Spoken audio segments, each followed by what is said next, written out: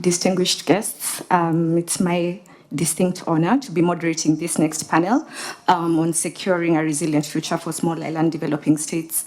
I am joined by an exceptional panel of speakers that I will introduce shortly. But before we begin the discussion, I'd like to state very briefly a brief context.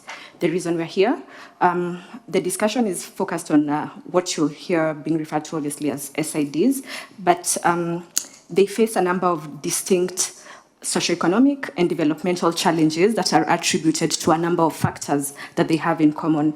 So these nations are very small in size, they are remote geographical location, they have, most of them have very limited economic diversification, and they have, because of these factors, they are very vulnerable to various climate and environmental shocks. So the confluence of these factors has posed significant challenges in terms of their ability to achieve the sustainable development goals. And we've had various policy proposals at the global level that have been implemented to try and facilitate their, to address the challenges that they have in common. So what we'd like to do in the next 40 minutes or so is to unpack the issues that SIDs face as a group, and then rethink the proposals for reform that might be required at the global arena. And to help us unpack these issues, I'm joined by my panel that I will now introduce. So first of all, we have Zulmira Rodriguez, who is the Chief of Section for Small Island Developing States, UNESCO. And then next to Zulmira, we have Jacques Bell, Minister Councillor and also Deputy Permanent Delegate of Seychelles to UNESCO. Then we have Eric Gregorian, please forgive me if I mispronounce any name, who is the founder and CEO of the Environment Group, Special Envoy, and also a Special Envoy on the debt for climate negotiations in Armenia. And then lastly, but obviously not least, we have Shevan Daniel, who is the Executive Group Director of Capital Maharaja Group, Sri Lanka. So we'll begin with first thinking about the challenges. Paint a picture for us around the main structural, Zulmira, I'll start with you. Paint a picture for us around the main structural and systemic issues that have constrained the attainment of SDGs by SIDs. I've spoken about them broadly, but I'd like to hear from your perspective, being in the inner circle, whether you think the current UN development strategies are sufficient to address these challenges and how exactly you perceive the challenges. Thank you so much, Jacqueline, and thank you indeed to the government of Armenia for inviting us and giving us the opportunity to speak at this forum. And I think many more of these events are needed because although we all talk about SIDS vulnerabilities, there is really very little being done to support them to overcome these challenges. SIDS, as you already said, Jacqueline, they have challenges linked to their own geographic structure. They are often in remote areas, often dispersed over many islands, and they are very susceptible for external shocks. So they are, we know, in the forefront of climate change, although they are not the ones creating the bulk of the climate change challenges. They are the ones actually on the forefront. So they are very vulnerable to earthquakes, tsunamis, hurricanes, droughts, floods. So that is a huge problem because, in a way, because these events also are recurrent. Many SIDS have the little gains they do in development, they need often to reuse them to recover from these shocks. At the same time, SIDS are also particularly vulnerable because of their smallness, small institutions, not the capacity to to present all the services that are needed to their populations, and also limited human capacity. That is then exacerbated by brain drain of the population, young people that look for either education or employment elsewhere.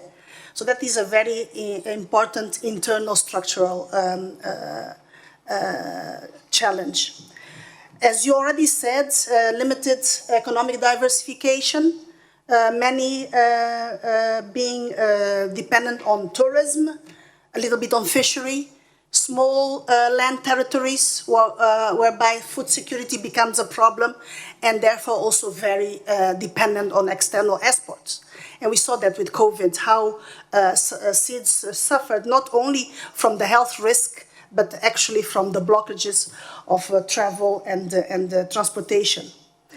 Then, but at the same time, seeds are also very resilient, and they also have many assets. Seeds have the most biodiversity composition in the world.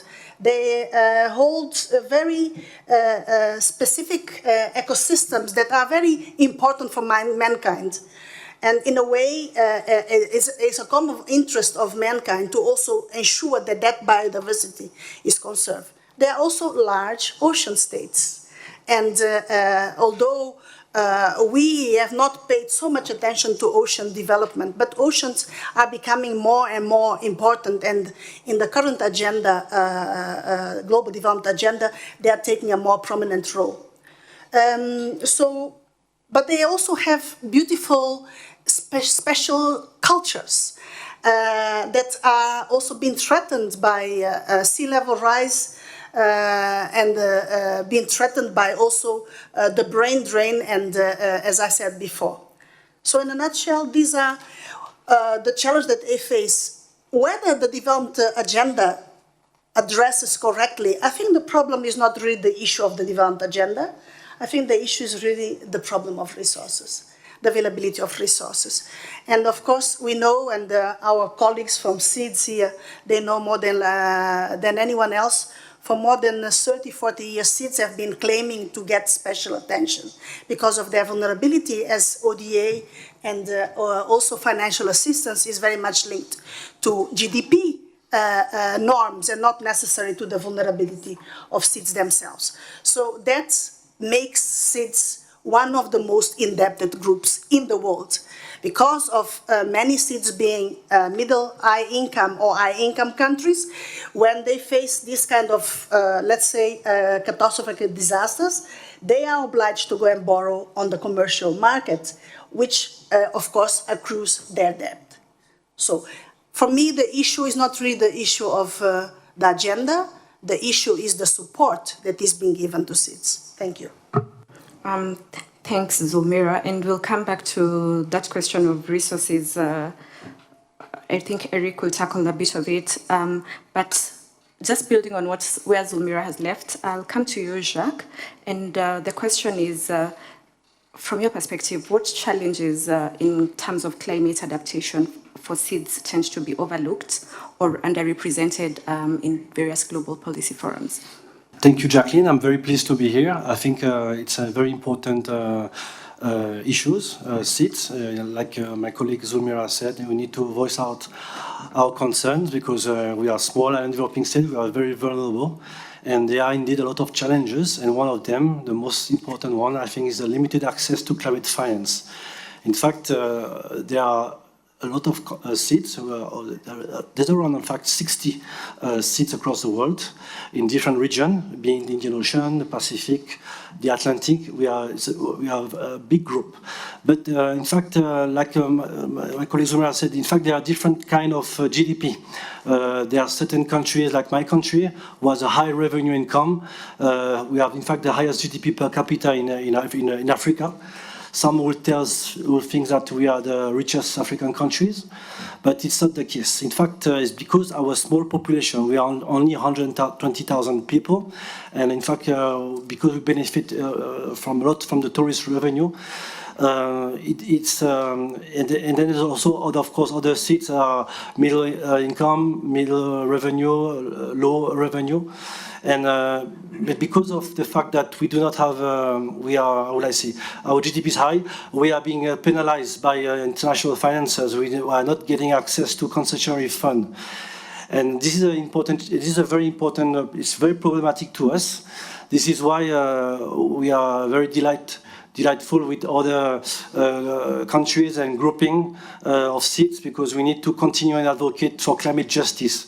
Because Seychelles, like many of us, we are very vulnerable to climate hazards, to all these external shocks. You know, all these. The COVID was one example. We are developing states, small island developing states. So for us, it's important to continue the advocacy of the multi-vulnerable dimension, MVI. I think you've heard about it. It has recently been adopted last year at the UN General Assembly. Basically, we want the international community to take into account, like I said, the specificities of small island developing states across the world. So this is one challenge. We know that there's also the fact that we are islands, so we are very isolated. We are remoteness. You know, we are, for instance, Seychelles is a big archipelago. We are in the middle of the Indian Ocean. We are very far from the continent, from the continent. And so when there's a natural disaster, it makes the disaster response and even the recovery more difficult, you know. And so there's an increase of costs, lots of challenges, and this is why I believe we believe that in the future, now that of course there's a lot of that has been done at the level of the SEEDS conference, also there was the COP29 in Baku, a lot of important recommendations that was made, like the loss and damage fund, for instance. This is also an important point, whereby countries agree that we should compensate, should compensate countries that have been severely affected by the climate change. So this is also that has been already fully operationalized. So it's important that we continue the advocacy, because we are very remote, and Seychelles will definitely, and we need training. And this is also an important challenge because we are very far. We do not have like centers that are dedicated for the climate change monitoring on a regular basis. For instance, we do have, like in Seychelles, we have a center on maritime security, because we also are affected by a lot of maritime threats like piracy attacks. So now there's a little bit less, but illegal fishing. There's a lot of maritime threat. But again, these are human-led factors. Why not having also a center that will comprise of climate scientists? Will be on the ground, on the site, to do a proper monitoring, so that at least we have localized data, we have adequate data that we can also show to all our partners, and so that they can agree that we are also vulnerable. Because the problem is that currently most of the resources, they rely on global climate models, and this is why we need some expertise from, of course, our international partners like UNESCO, like other international organizations, if they can come to Seychelles, to other of our 6 countries, and take note of all the challenges that we have faced. And this is why it's important, because we cannot just wait for a disaster to come. We'll be very vulnerable due to the fact that our infrastructures are very limited. We need support. We need a lot of technology transfer. We need alone we cannot do it. We need united we stand. So we need this support from all these partners that are very willing to assist our islands. So voila, in a nutshell, I will say the main challenges is to get this concessionary finance. It's something that we will continue to advocate, to voice out in different international forums like the one we are here. Thank you. Thanks a lot for that very comprehensive perspective. You made a point about the limited access to climate finance, which leads well to my next question, because a big part of building the resilience of the SEEDS is obviously the question of financing. I think Zulmira also made that point. And many states are actually struggling with sustainable financing. So my question to you, Eric, is how has the debt burden exacerbated the fragility of seeds and limited their climate adaptation capacities? Thank you, and thank you for inviting me for this panel.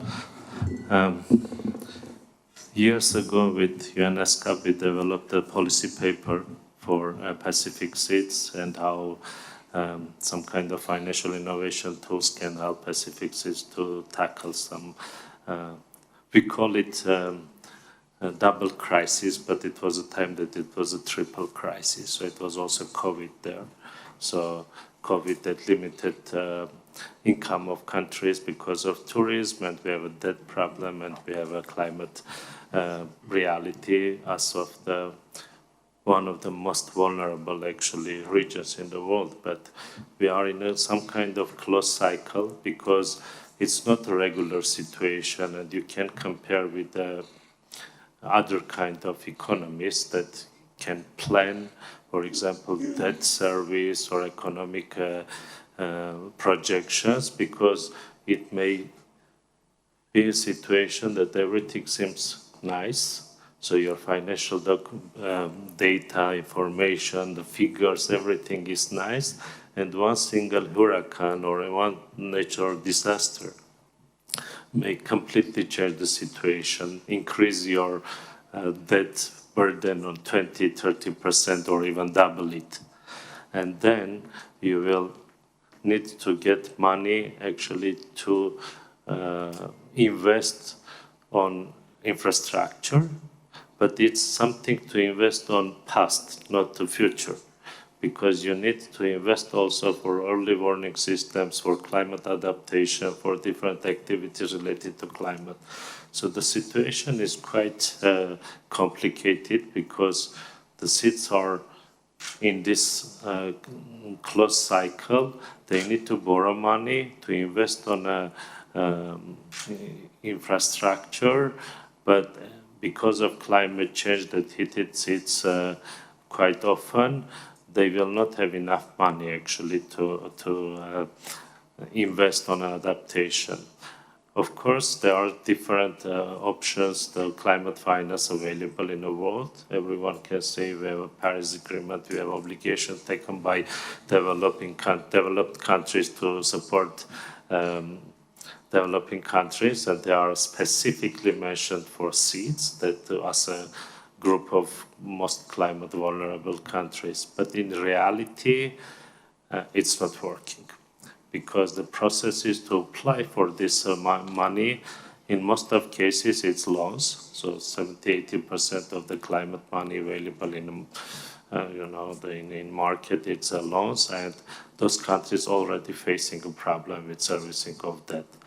To apply for some kind of grant money, it's quite complicated and it's quite long. For example, for GCF, at least you need 36 months to prepare your proposal, and then it may, also take quite long time to implement. And another big problem that it's, I believe we can discuss this issue is also capacity, because in many cases, the capacity, internal capacity to develop enough qualified projects to apply for the donor society and to apply for financial resources is not available there. So just to conclude in this question, it's a double crisis, that and the climate is very much connected with each other, and the current climate architecture is not supporting. As already mentioned, the GDP per capita is higher, so there is no available financial resources, and vulnerability factors are not considered yet. During the last two COPs, this was discussed quite broadly to give some kind of opportunities for 1–2 years for the vulnerable countries, but these mechanisms are still not working. Loss and damage was mentioned here, but it's the money that it's expected under loss and damage is very, very low. Just to say that under Paris Agreement, it's supposed to have 100 billion per year to be financed to developing countries for implementation of NDCs. but most of the resources under this pledge is loans again, and we are coming back to the problem that we already mentioned. Thank you. Thank you. Thanks, Eric. And I think that moves naturally to the question, to bringing in the private sector. And I have a question for you, Siobhan. What's the role of the private sector here? We've talked about the challenges. We've talked about the role of different actors. We've talked about the debt question. And I'm wondering, in your perspective, how has the private sector in SIDs or SIDs responded to these growing climate and development risks?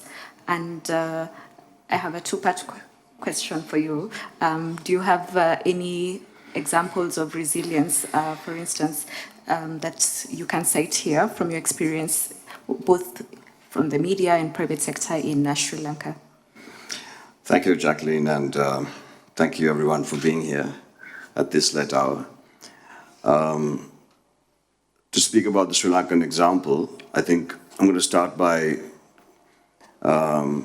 sharing the fact that Sri Lanka is basically founded on Buddhist philosophy, and one of the key elements of Buddhism is to understand the root or the cause of the problem. And so I'm just going to frame the issue from the Sri Lankan perspective right now. So even though we are considered a small island, I don't necessarily subscribe to that. Sri Lanka has punched above its weight for many reasons for thousands of years. Right now, even though we are 65,000 square kilometers in terms of our land mass, Sri Lanka's economic zone, exclusive economic zone, its ocean, the Sea of Sri Lanka, is nearly 250,000 square kilometers, almost a multiple of 8 of its land mass. So it's a very large and influential part of the world.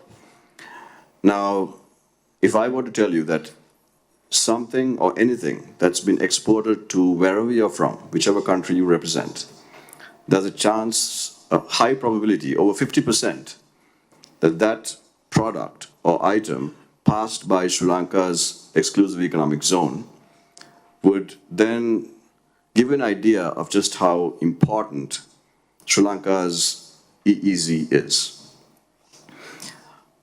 Over 65,000 naval vessels, including 4,500 oil tankers annually pass by our waters. That's about 40% of global commerce. Now, you might be wondering why I'm giving you these numbers. And obviously, the freedom of navigation means that we welcome global commerce to pass by our waters. But the environmental damage has nothing to do with us. The environmental damage on Sri Lanka is double that. The greenhouse gases emitted by Sri Lanka in its own development is dwarfed by the environmental damage caused by global commerce.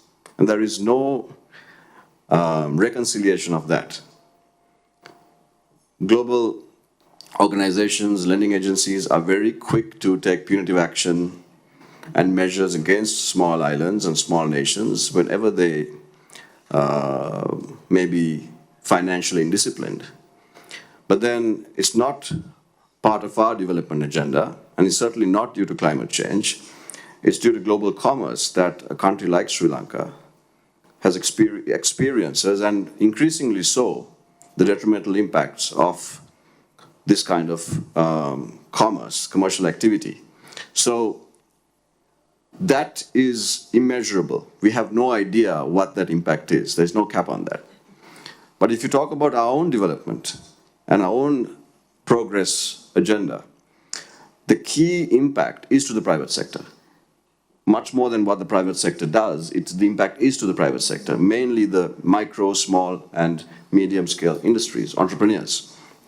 Sri Lanka, on an average year, will lose about $300 to $400 million as a result of climate incidents. Of that, over 50%, around $200 million, are the losses faced by the small, micro, and medium-scale entrepreneurs. And there are no real measures to protect them, to offer them insurance schemes, to provide them with warnings and information. There's really no proper standardized process to support these very, very important parts of our economy to help them get back on their feet once they've faced a flood or a drought or whatever it might be. So I think the key here is that understanding the impact on a country like Sri Lanka requires us to look at it in different lens. So it's really important to understand that there has to be some kind of mechanism of somehow replenishing Sri Lanka's... Look, the Middle East has its oil. Africa has its gold and its diamonds. All your nations will have its resources, but you don't have all of these resources being exploited like it does in Sri Lanka's case. Yes, freedom of navigation, we understand that, but you also have to understand that all of that pollution is in our waters, and something has to be done about it, and nothing is. And so my friend here was proposing that there must be some kind of mitigating measure, maybe a balancing act where Sri Lanka's debt could somehow be set off some of our climate goals. Well, it has to be taken more seriously, because I really do think that unless that is addressed, then it will only exacerbate the impact on the private sector by things like climate change. Thanks, Siobhan, for bringing the other angle, the implications for the private sector. I think that paints a different picture even from what I initially thought. And so linked to that, I come back to you, Zulmira, and my question here is, in terms of reforms, there have been multiple attempts at implementing various reforms. Obviously, there's a reason why we have not seen the successes that are desired. So in your view, what shifts or reforms are required at the level of multilateral coordination to better support climate resilient development in SDGs? I know you already said earlier that you think the biggest problem is financing and resources, but are there any other policy reforms or that you can think about? I think that there is, of course, a lot that can be done in terms of improving articulation, coordination among the multilateral partners, so that we avoid wastage of resources because there is quite a lot going on that we are not really aware. I'm not sure, for instance, what UNEP is doing in biodiversity or necessarily. So I think a lot can be done in terms of improving this coordination. But I think that most important is actually, I think that the multilateral system is being discredited also. We see in this conjuncture that we are living today here, that the UN is under pressure, very much so. And sometimes I think that we also receive limited support from the SDGs countries themselves in terms of pronouncing themselves as whether they need us or not. I remember recently we were applying for a fund from the Kunming, Montreal, in one country. We wanted to make a pledge for a regional proposal, and they said, no, we are working together with another agency, we are not going to support you. So definitely, it is difficult for me to speak, of course, what needs to happen in the overall context of multilateralism. But I think that there are attempts being done. It's better than before. I mean, I've been in this function since 2021, and I see there is much more dialogue and collaboration under the coordination of UNDESA and OCHRLS. SDGs 4, we worked a lot together to make the agenda a collective agenda. But I think the reform cannot come only from the United Nations. I think that a bilateral support, understanding that UN, we are honest brokers. We don't serve interests of any country. We do try to serve the interest of the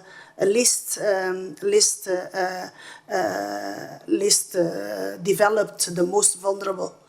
But of course, there is still a lot to be done, and I think that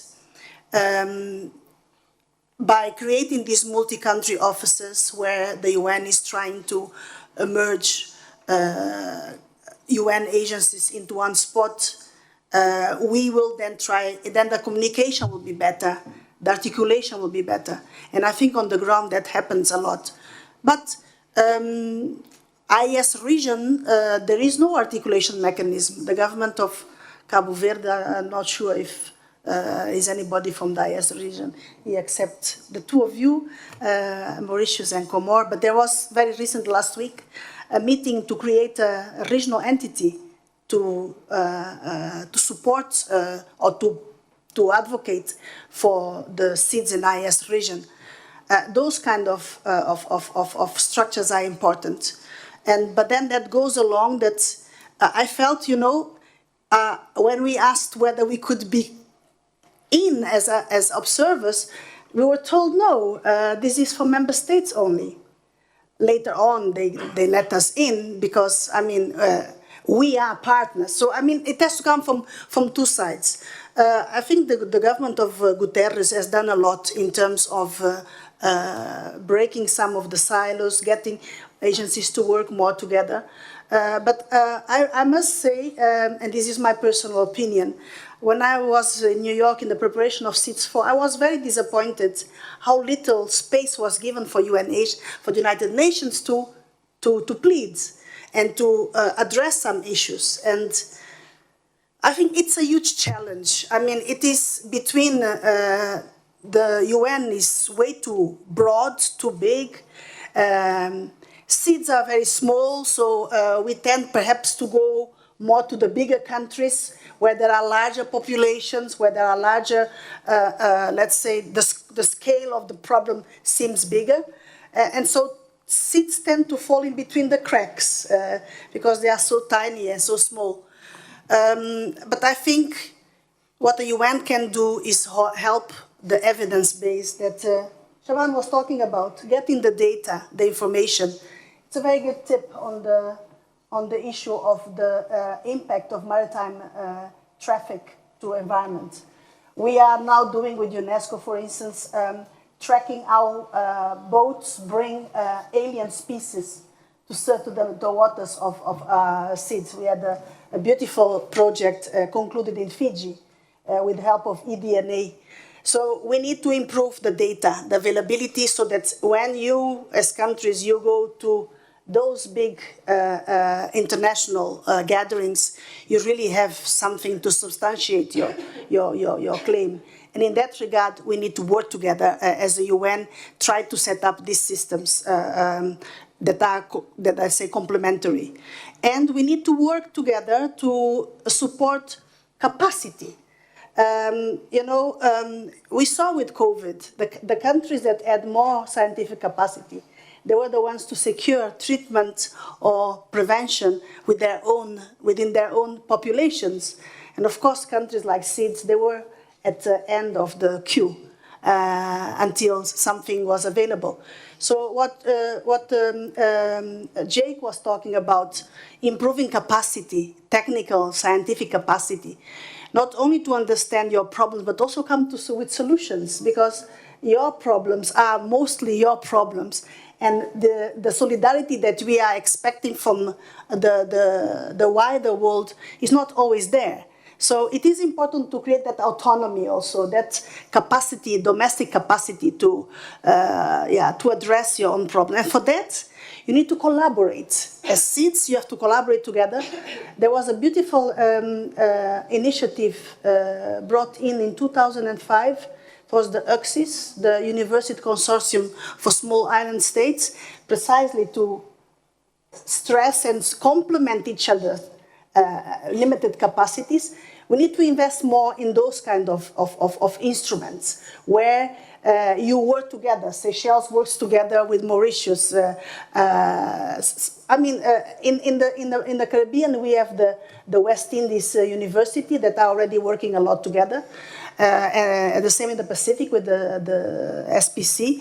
But I think it is important that we put more investment in developing capacity, really scientific capacity. And in that regard, the UN reform could help in terms, and it is helping a bit. We have the decade of ocean sciences. Now we have the decade of natural sciences for development. So there is more and more space for that. And of course, I'm very proud that UNESCO is an important partner for you and has been trying to develop these capacities. We are trying to develop models for centers of excellence. We are starting now with one with Lusophone countries in developing marine sciences and biodiversity. We hope with these models then to create spaces also for Anglophone, Francophone, and Spanish-speaking countries. But we need to, I think it is about working together, not only within regions, but even across regions, share capacities. And the UN can help because we have such a broad, let's say, scope and so many decades. We are celebrating 80 years of UNESCO now. So there is a lot of capacity that has been pent up and can be used. But we need you also to claim and use the UN as your preferred partners when you broker for these very complicated funds from the Green Climate Funds and etc.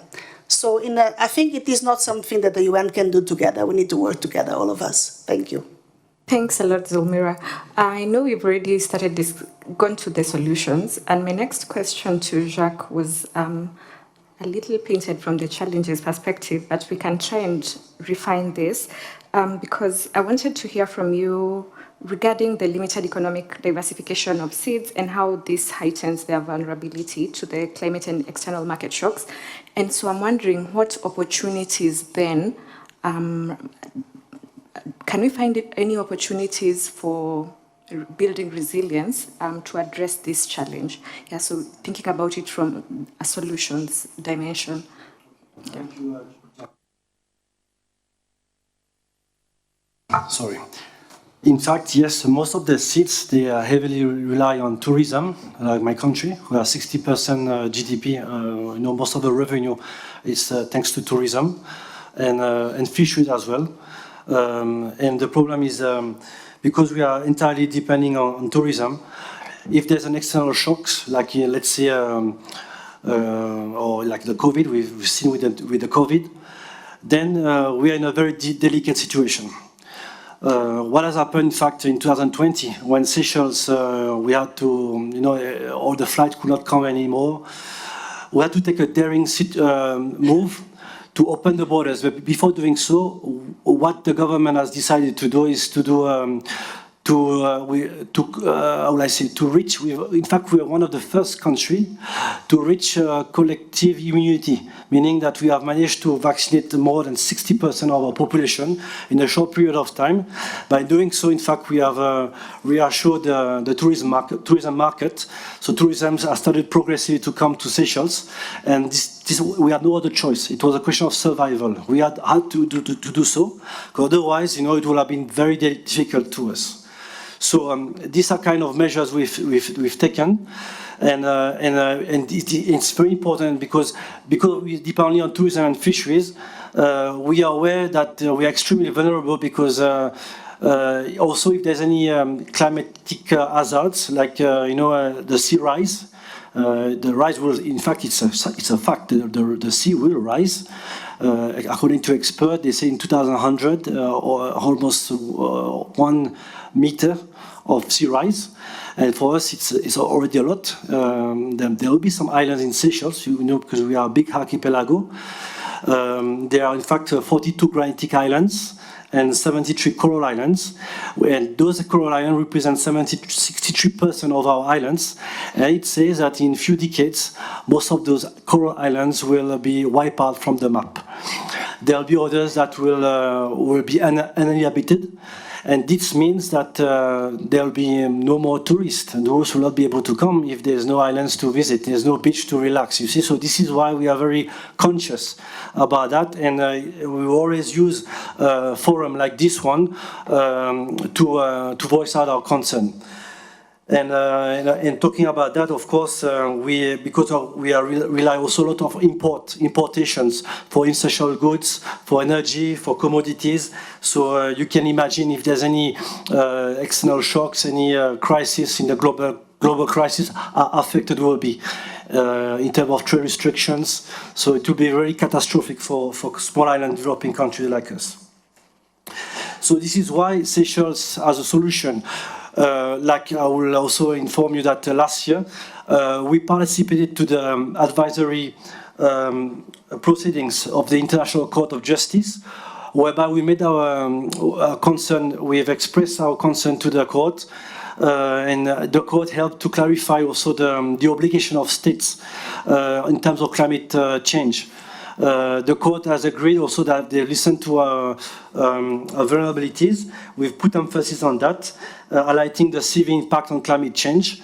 And so it was a very important proceeding, although it's not legally binding, but we believe it will help in future negotiations, at least to sensitize the international community about the need for developed countries, those that I will say pollute the most, because we are the ones that are affected the most on climate change. We are the ones that are paying the consequences, so we believe it's important, like I said again, any kind of platform we will utilize and will let them know about this injustice. So this is why there's this ICJ that has made some very tangible recommendation, and of course we will do a follow-up on that. And also there is also an important alliance called the Alliance of Small Island States, which is currently chaired by Palau. And there are around 39 member states of SIDS across the world from different regions. And this is also an important forum because they are the ones that really will help to raise concern as one voice, you know, because most of our challenges are similar. In fact, they are the same. And so it's important. They also organize international fellowship program, so they groom, you know, our nationals, our experts, so that they can, you know, advocate the SIDS climatic change challenges everywhere. So and they, of course, they are there also to help drafting policies. In fact, they are the one, this alliance, that helped to draft the Paris Agreement, the famous Paris Agreement.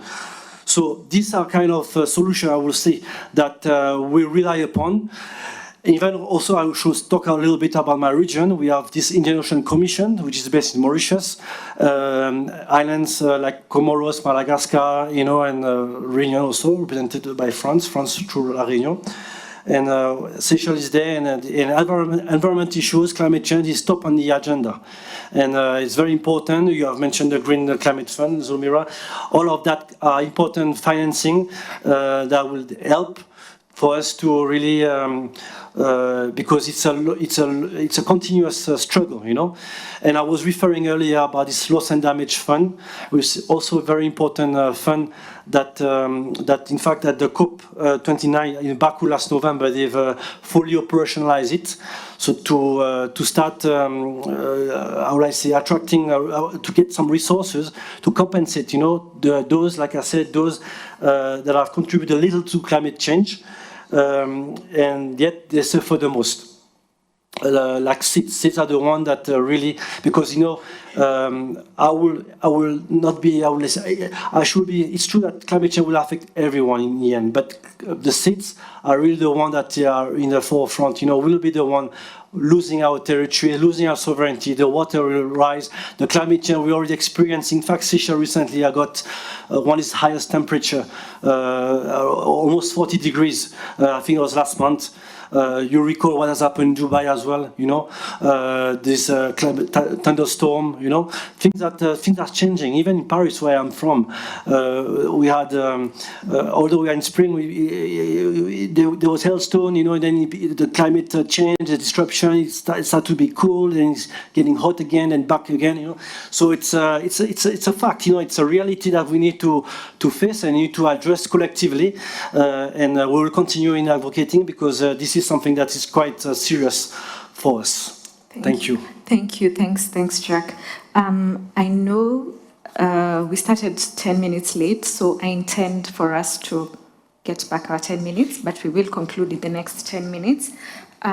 So, because I'll also give an opportunity for one question from the floor, but before then, I'll ask the next two speakers to respond to this in just about 2 minutes or so, the next two questions. Eric, I know you had already alluded to the question of where the climate finance frameworks fall short, so I'll just ask you to summarize what financing tools you think could unlock sustainable resilience for seeds. What, innovative tools you think? Yeah. Thank you. 2 minutes, please. We'll try. Okay.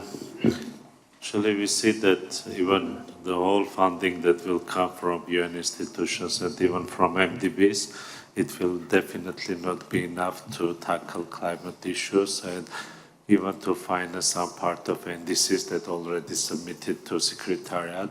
So much more money is needed. That's why I believe that Debt for Climate Swap is something that may help developing countries to find financial resources recently to do primarily adaptation, because from one side we have a situation that developed countries are facing a problem with the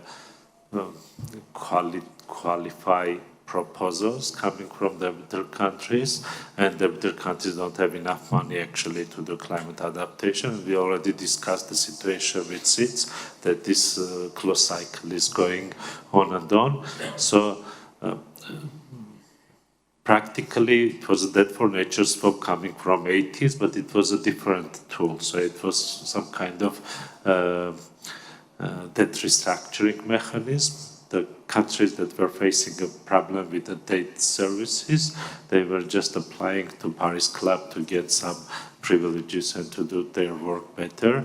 But what we propose actually, if two countries will try to be as short as possible, if two countries, debitor and creditor, happy to work together without complicating the process, just focusing on their NDCs, and to invest money locally in a country and agree on this, then the process may start. So theoretically, we can take to Sri Lanka. I had the chance to work in Sri Lanka for 2 years recently. So they have 300 million debt to France. They are in a problem of climate change with the debt and other, and they are discussing with France if they will be happy to swap this money, and Sri Lanka is going to spend this money internally on climate adaptation. Of course, they can negotiate, bring more justifications to include some private entities. For example, it's a big hydro potential in Sri Lanka. They may discuss and negotiate with France if they will buy turbines from French companies. But in the end, Sri Lanka will report that this is a climate finance that they receive from France, and France will report UNFCCC that it's a climate finance under their obligation. This is a very important part, because we are not talking about the goodwill or any kind of other issue. Those are the obligations from both sides. So this mechanism is just helping these countries to swap this process and to invest in adaptation now, because everyone knows that if you are not investing $1 today, so after a few years it will be 5, 10 and more. So more is available actually in internet or some papers that we prepared for Pacific Seed or from Sri Lanka, but I believe this is a mechanism that will really tangibly help developing countries to find the climate finance now. Not after 5 years or 10 years and other, but now, because they will invest by their domestic currency. This is the money that is available in budget, and instead of paying us a foreign debt, they will invest in the country and also initiating socio-economic positive impact, the new jobs, infrastructure, and the third. I tried. Thank you. Absolutely brilliant. Yes, I think that's very innovative. I will not close this before I ask you, Shaban, this next question. Regarding the media, what's the role of the media?